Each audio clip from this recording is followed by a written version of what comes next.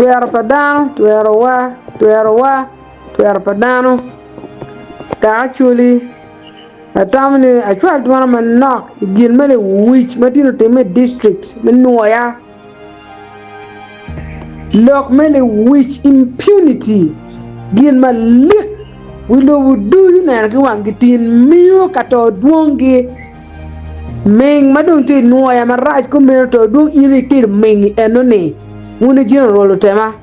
wuna rione ay wun weko dong tin Acholi do lane ki meng neba tele pe ki timo kita wunu tamni meno mira tele bet ko ni tele pe ki timo ku meno mano tamni by you mobilizing a go enoni ne a go ne no go bin we are good to teach my lake my chilo it was on camera we love do you near me enoni wunu tamni wunda fu ko nyute bon Museveni wuna rioni enoni ko ndo fu te bon Museveni o ngai kra ne ja Museveni no bino mo dok ki chuin ma Cwinye ti maraj ma Cwinye ukeji kumu oneno kito do obalo ke Acholi kito nego ke NRM ya Acholi mana tomne ka do ta no cher joko ni mer dano po bo chagulani o yob ni mer ki ting dan ki te dan lum ki trailer be dan po bo chagulani no ne no pelare o yob ni cher chi nego mo dian ko dian ki ngo ki gang money tangi wek dan cher bil kuno ka champe ko bo chagulani o no ne no pelare la wuti ka boyo dano radio no te chwalo announcement ni chagola ni po bi odo no ya dan pe do dan po o and we succeeding and wa wuju ni district achel ke kan pe do wa chagola ni poro no kero timu ngome no gi achuru ni futu chiet ku do ne ari wundo no ya do timu ko bedi chani ana mero fon le no ma gen ku bino ma wangu yabe to twale mse mon mu roti sa pa Museveni ka bino gama flag kitchen president ka yilo chie malo kun nyurni energy no ki t-shirt ka Museveni ngoma ti mo undo tamno tika temeno en men la ta lo bol kui atika chwalo do na botu ko mbedi limiero bol kui ki chagulani la pa Chuli enno beneno jemi doju madoti ya Chuli mako bedi timo jemi no loy to duongo lo joro lo tema ki du pe ko tim nyiki no ke ken de cher ka mor wangi be cher ka harassing to gena chagulani wo ngel gel marani wuti gel men wije presidential candidate o tawde ni ti la tian captain won jon wa kuno ni ngel ti mela min mata ma ko a presidential candidate duly nominated presidential candidate wo tawde gin tuho o cour consequences ne to do nga jali hina ngai me da tir ti dum pakay secretary jure baby doc ye Museveni wacha baby doc ye wa wuchi enno jiro te me no be doc next year do ma bor no ti la kin gang war ko dum rom retired so teach me to teach come po bi ka le we ka actually do you for your unselfish gain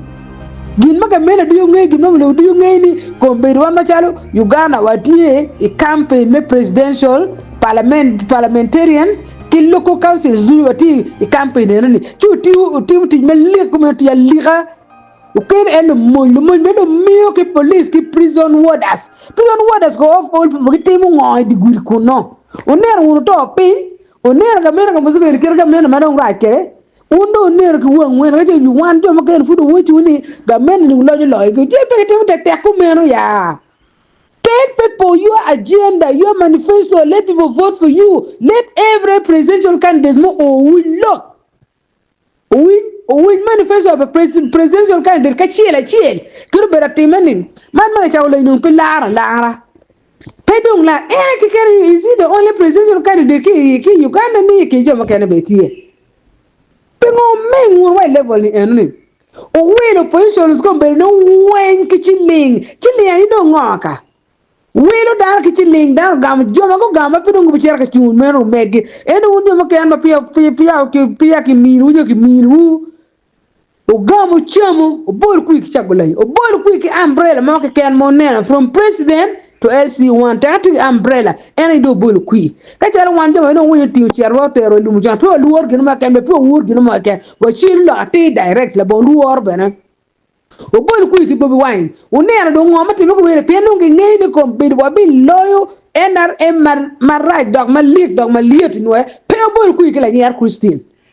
Pepe no kwan pe warga kwan mo dan mo be pero mo chuwe par me lo gino mo ge te ka ngara te enaren pe o bole wuru kui o bole wuru kui ku positions mo ke ken me gwa ki welo dan ma kan de zon me go mir ku chu no ke welo dan duju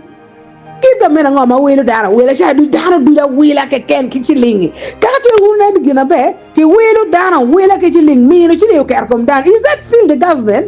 mo yin ngada wi ti furi ber ku ga mena ma ko be no ye wongu matek lokom ngom mati matek ada bo wani bitio lokom ngom balalo bo wani bitio lokom balalo beriem balalo bo wani bitio good in 5 years first term in the office of the president no good the Uganda do care good tama rom pe you do you wen do bo wi lo mala bo wani lo na ke omoro o tiro lo no wen lokom to ko la lokom to ka lo ke lokom to ko kera lokom to ko chor wo po wi kuno wan po wititu endo kanga ta riak chu wini la wo ka do yimpi riak ma furu tamni o chero jok presidential candidate po cher un po ngene electoral commission tiki authority mi chwale bo wan mi du chen en lo miyo police er ki prison ki en ki ni ki munya the ones who will still come and guard him o tamni do tiyo lo ko do yo o go wi mo rayu le wi a chule ye uno miyo le wi a chuli you pega pane me ne peda no mama man me ne po no that place is a very stupid useless place like that pero me can you account you pay come no tell me come ma the whole camera is watching you what Donald Trump and no le tin we down ba and the leader opposition in a choice region near me we no kida lo ka ga direct flag bearer I mean nope yeah ga county position me MP Cwinye ti chui kumulo no ya